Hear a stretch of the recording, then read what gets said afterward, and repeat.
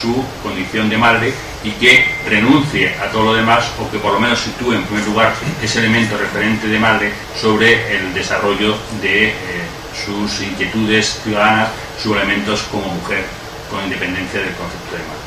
Entonces, no es fácil definir eso ni concretar en una definición, en un concepto, pero el elemento está jugando sobre esos tres pivotes: el contexto cultural en este momento, siglo XXI, la referencia de la mujer y la referencia del mito de la madre.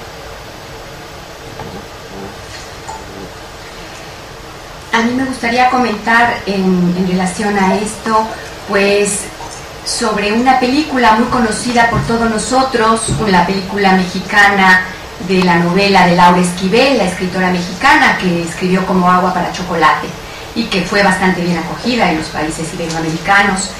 Y un poco quizá ese lugar que tiene esta madre estrago, allí muy bien puesta en esa película, y poder ver un poco el caso como para entender la cuestión de lo del mito.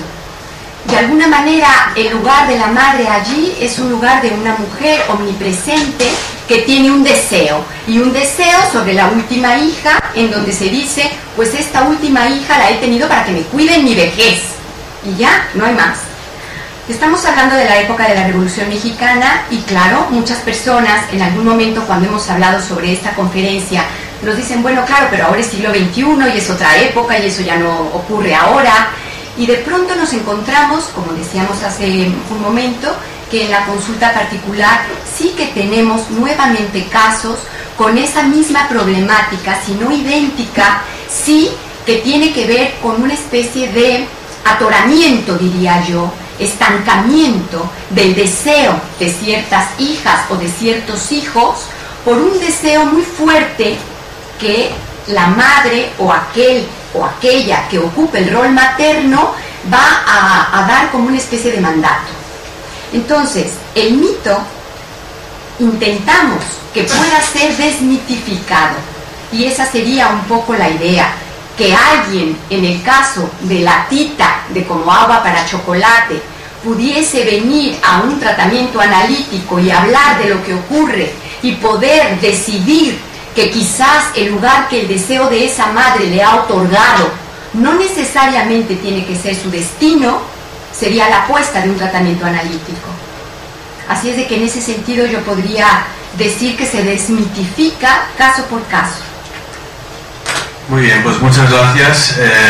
Con esto... Sí, una breve intervención. Dos cuestiones. Creo que es importante lo del elemento mítico, pero en un doble sentido. Primero, si ese componente mítico ha hecho que hoy por hoy la humanidad siga siendo humanidad, siga siendo humana, en gran parte gracias a las madres.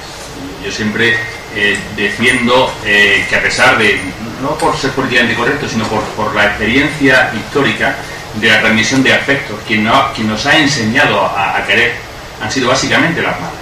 Es decir, el rol de padre era un rol de telepadre, es decir, era una paternidad distante que se encargaba del cuidado, la manutención, la protección, la seguridad, y el afecto, las críticas, los estragos, es verdad que los producen las madres, pero también nos han enseñado a querer, nos han enseñado a transmitir afectos, a enfrentarnos afectivamente, emocionalmente a los problemas, y eso nos hace humanos. Lo demás nos da estatus, nos da reconocimiento, nos da capacidad simbólica dentro de lo que son las relaciones sociales, pero quien realmente ha transmitido ese cariño, quien ha estado enfrentándose, acurrucándose junto a un hijo o una hija con fiebre, han sido las madres. Y eso es importante porque el estrago exige una condición que para mí es muy importante, que es la oportunidad de que se produzca. En el sentido de que si yo digo, por ejemplo, España no sufre los estragos por los huracanes. Alguien puede pensar, bueno, pues España tiene una construcción muy sólida en los edificios, las edificaciones, tal y cual, y por lo tanto no le afectan los huracanes. No sufrimos los estragos de los huracanes porque no hay huracanes en España. Es decir, que para que se produzca el estrago, el daño, igual que para que se produzca lo positivo, hace falta la oportunidad de que dé lugar a ello. Entonces, los padres no producen estragos en la relación afectiva íntima con los hijos históricamente porque no han estado con los hijos históricamente.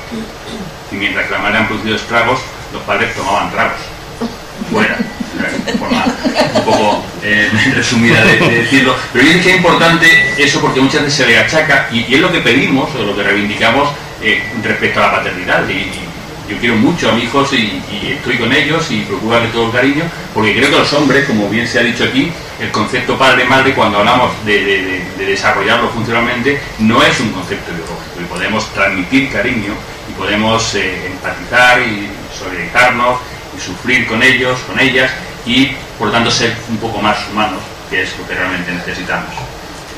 Muy bien. Bueno, pero tiene que ser la última.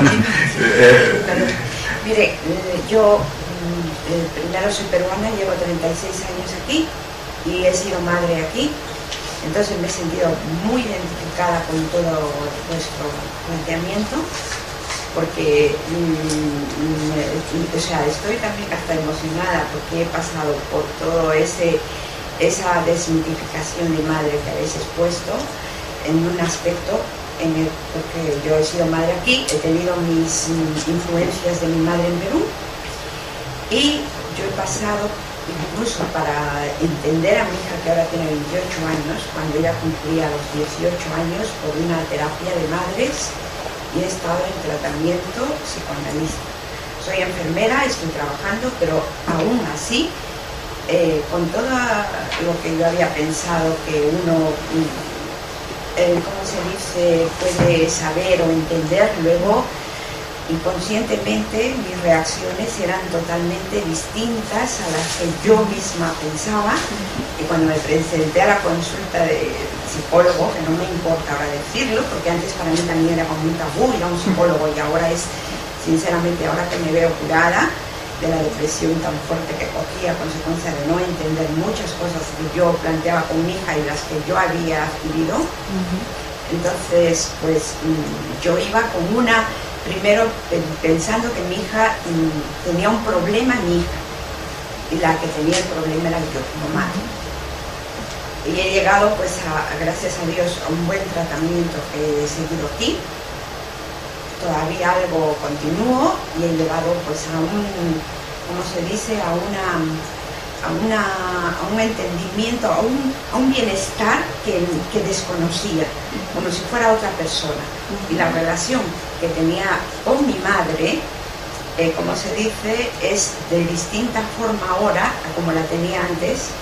Incluso un médico de cabecera, me acuerdo, me dijo, rompe la cadena y enfréntate a todo. Me he enfrentado a todo y no le tengo rencor a mi madre, la veo ya en una postura, mantengo una relación buena dentro de, pero a veces no me quita los momentos de rabia, pero la entiendo a mi hija y me entiendo ahora yo más. Entonces me he sentido plenamente identificada en el juego.